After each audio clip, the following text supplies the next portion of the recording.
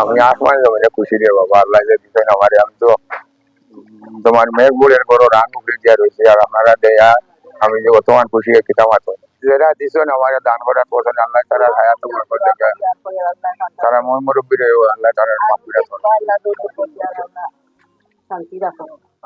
আরো বেশ বেশ দান করুক আল্লাহ, তারা তৌফিক দেন।